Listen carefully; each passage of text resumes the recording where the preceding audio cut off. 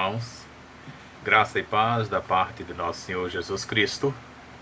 Vamos prosseguir explorando nossa revista Desegrejado, Nem Pensar. Jesus, sim. Igreja, também. Da editora Cultura Cristã, revista Nossa Fé. Hoje veremos a lição 3, uma igreja mais próxima da Bíblia. Oremos. Dá-nos, Senhor, a alegria de poder ouvir e praticar a Tua palavra em toda a nossa existência, demonstrando a cada dia em nossas ações os frutos de um coração sincero, transformado por uma genuína conversão, e que possamos nos aproximar de Ti unidos e atraídos por uma exposição bíblica sincera, fundamentada na doutrina dos apóstolos e na pregação do Evangelho, que nos transforma diariamente em pessoas mais parecidas com Jesus, Teu Filho amado. Amém. No estudo de hoje, nos basearemos no que está escrito em Atos capítulo 2, versículo 37 a versículo 42, entre outros textos, para abordarmos o tema Uma Igreja Mais Próximo da Bíblia. Leiamos. Ouvindo eles estas coisas, compungiu-se-lhe o coração e perguntaram a Pedro e aos demais apóstolos: Que faremos, irmãos? Respondeu-lhes Pedro: Arrependei-vos e cada um de vós seja batizado em nome de Jesus Cristo para a remissão dos vossos pecados, e recebereis o dom do Espírito Santo. Pois para vós outros é a promessa, para vossos filhos e para todos os que ainda estão longe, isto é, para quantos o Senhor nosso Deus chamar. Com muitas outras palavras deu testemunho e exortava-os, dizendo: Salvai-vos desta geração perversa. Então os que lhe aceitaram a palavra foram batizados, havendo um acréscimo naquele dia de quase 3.000 pessoas, e perseveravam na doutrina dos apóstolos e na comunhão, no partir do pão e nas orações.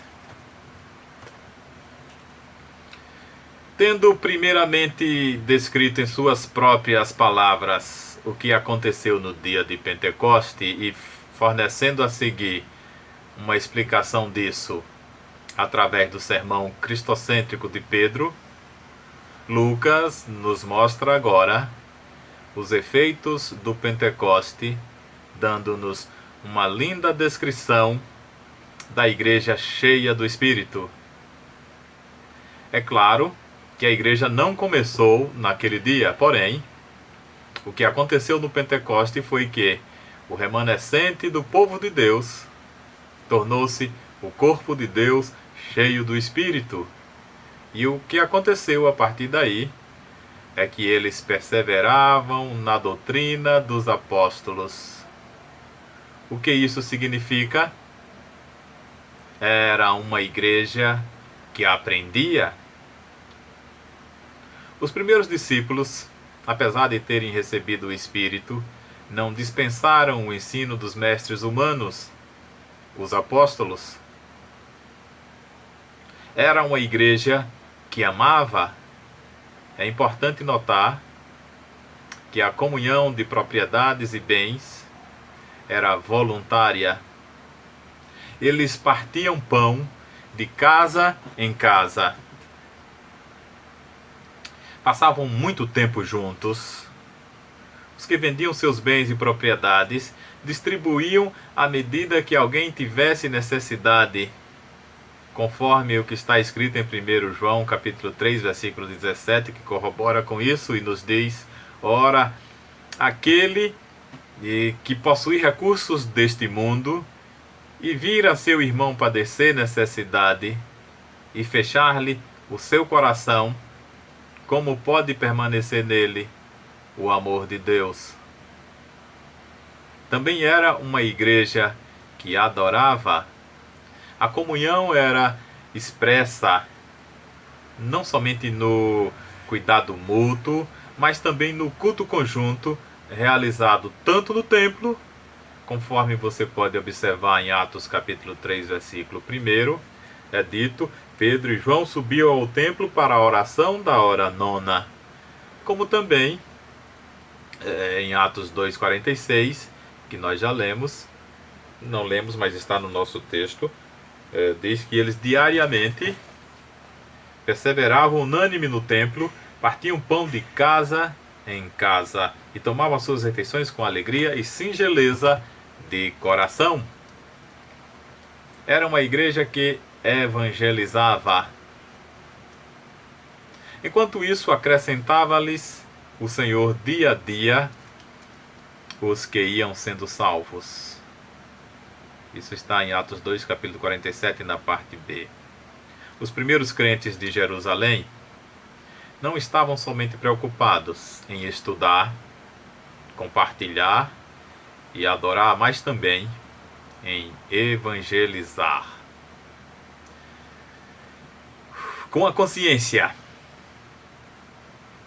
que era o Senhor quem acrescentava, utilizando-se da pregação dos apóstolos e do testemunho dos membros da igreja que louvavam a Deus, contando com a simpatia de todo o povo. Vivemos dias em que a palavra de Deus foi retirada do seu lugar de destaque na igreja e substituída por outras coisas como revelações esdrúxulas de pregadores carismáticos ou pelo discurso doce e humanista dos modernos instrutores. A Igreja de Jesus nasceu do Evangelho e seus membros devem ser moldados pelo Evangelho. Uma das grandes necessidades da igreja hoje é resgatar o valor da centralidade das Escrituras nos púlpitos.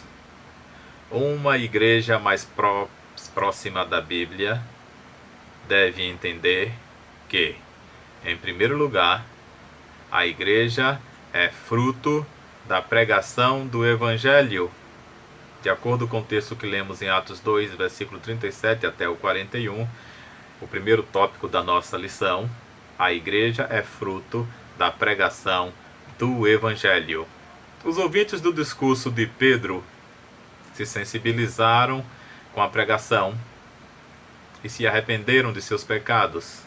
A palavra compungir significa perfurar, ou seja, a mensagem pregada por Pedro penetrou no coração dos ouvintes. A pregação do verdadeiro Evangelho causa esse efeito em seus ouvintes. O Evangelho não existe para massagear o ego das pessoas, mas para dar um golpe no coração, fazendo o ouvinte sentir o estado de miséria angustiante em que vive e se arrependa dos pecados cometidos diante de Deus. A exposição da palavra de Deus tem feito você refletir sobre sua vida e instado o seu arrependimento. Medite um pouco sobre isso. A resposta de Pedro demonstra que o verdadeiro Evangelho não dá golpe para a morte, mas para a cura. Pedro convoca seus ouvintes a se arrependerem da culpa, do pecado que agora sentiam no coração, compungido pelo Espírito Santo. Depois Pedro os convida a serem batizados em nome de Jesus, ou seja, que eles tenham a Jesus como Senhor de suas vidas. É Jesus quem tem governado o teu coração? A maioria das ações praticadas por nós tem a aprovação de Jesus? Se a sua resposta é sim, usufrua da presença confortadora do Espírito Santo em sua vida. Olha o que diz São Paulo quando escreve aos Coríntios, capítulo 2, versículo 1 até o versículo 5. Eu, irmãos, quando fui ter convosco anunciando-vos o testemunho de Deus, não o fiz com ostentação de linguagem ou de sabedoria, porque decidi nada saber entre vós, senão a Jesus Cristo e este crucificado. E foi em fraqueza, temor e grande tremor que eu estive entre vós.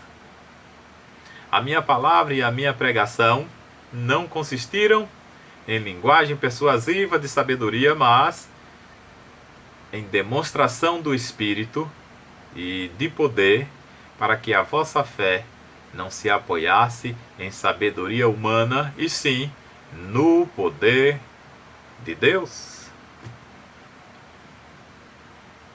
É fundamental termos a purificação e remissão de nossos pecados e culpas, encontrando a paz com Deus mediante seu Filho Jesus. Esse é o grande presente do Evangelho. Uma igreja mais próxima da Bíblia deve entender, em segundo lugar, é o segundo tópico, a igreja é fruto de genuína conversão. O versículo 42 de Atos 2 nos fala sobre isso. A pregação do verdadeiro evangelho gera a contrição nos ouvintes, perfurando os corações mais endurecidos, levando-os ao arrependimento e à conversão. O que é a conversão?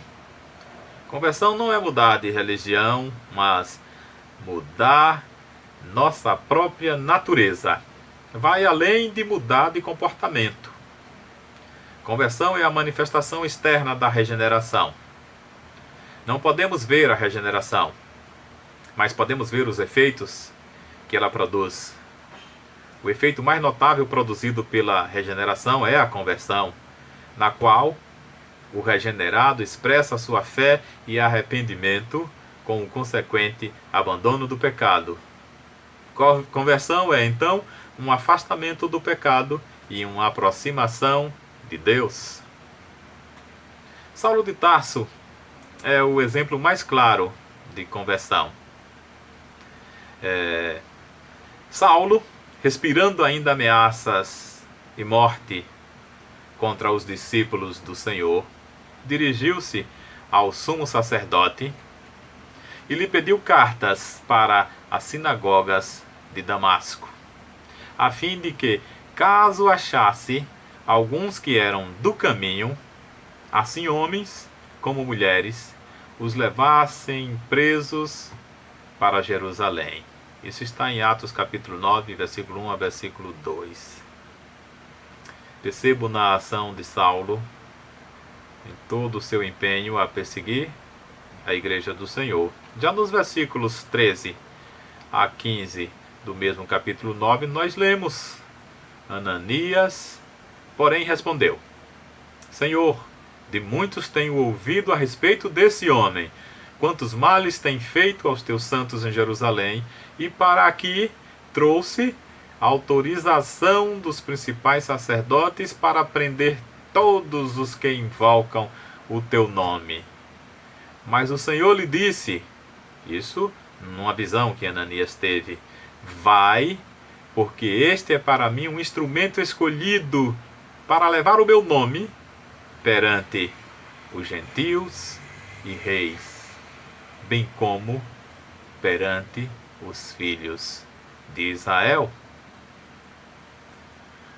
Observem a mudança, a conversão de Saulo, que até se transformou em Paulo, que eu costumo chamar de São Paulo.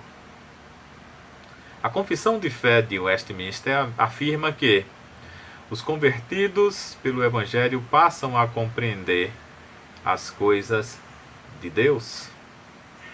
Precisamos saber da importância do papel das Escrituras na vida dos convertidos. O salmista Davi fala sobre isso no Salmo 19, versículo 7 a versículo 11. Lê em casa esse texto. Eu vou ler algumas partes desse texto, quando diz: a lei do Senhor é perfeita e restaura a alma. Também diz: os preceitos do Senhor são retos e alegram o coração. O mandamento do Senhor é puro e ilumina a alma. Leia em casa o Salmo 19, versículo 7 a versículo 11. E se alegre nesse texto. Precisamos mostrar para os novos convertidos as Escrituras e o conhecimento doutrinário para a edificação da igreja. Irmãos, uma igreja mais próxima da Bíblia deve entender que, em terceiro lugar, o terceiro tópico da nossa revista, a igreja necessita de exposição bíblica. Já lemos Atos 2,42. É mister que aqueles que, após um encontro com Cristo, arrependidos de seus pecados e convertidos pelo Espírito de Deus, sejam acolhidos por uma igreja onde genuinamente o Evangelho é pregado, onde a doutrina dos apóstolos é ensinada com coerência. E perseveravam na doutrina dos apóstolos, e na comunhão, no partir do pão e nas orações. Perseverar significa ser determinado em direção a alguma coisa. No caso, a doutrina dos apóstolos. Doutrina significa ensino. Os crentes da igreja primitiva buscavam com zelo e perseverança o ensinamento dos apóstolos. Mais do que nunca hoje, precisamos de uma pregação genuinamente bíblica, doutrinária e apostólica, a fim de gerar vida na igreja através da pregação expositiva, que nada mais é do que a transmissão de um conceito bíblico, respeitando seu contexto, através de um estudo histórico, gramatical e literário, assim exposto, explicado e aplicado sob a iluminação do Espírito Santo, que também inspirou os autores humanos.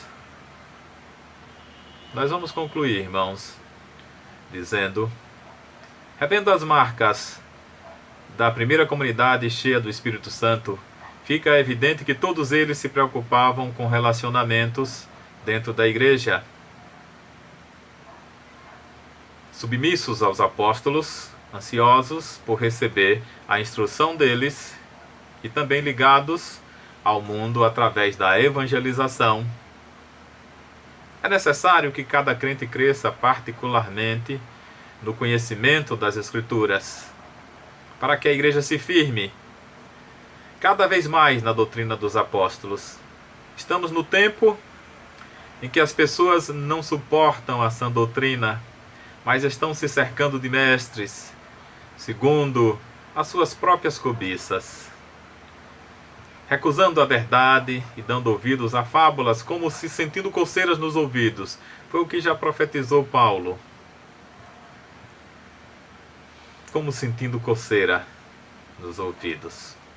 Como tem sido até aqui o seu envolvimento com a igreja? Como está o seu apreço pelas Escrituras? Você se alegra pela exposição genuína da palavra? Ou prefere que o pregador fale aquilo que as pessoas querem ouvir? Avalie seu coração, cresça no ensino dos apóstolos, conheça e viva o Evangelho. Oremos mais uma vez. Senhor, ajuda-nos a entender a Tua igreja, a entender também que a Tua igreja nasceu do Evangelho e deve sempre estar centrada no Evangelho. Que cada um dos irmãos possa aprender, através da exposição e da aplicação dessa palavra, levando-nos a um compromisso com uma vida devocional submetida ao ensino das Escrituras. Deus nos abençoe nesse mistério. Amém e amém.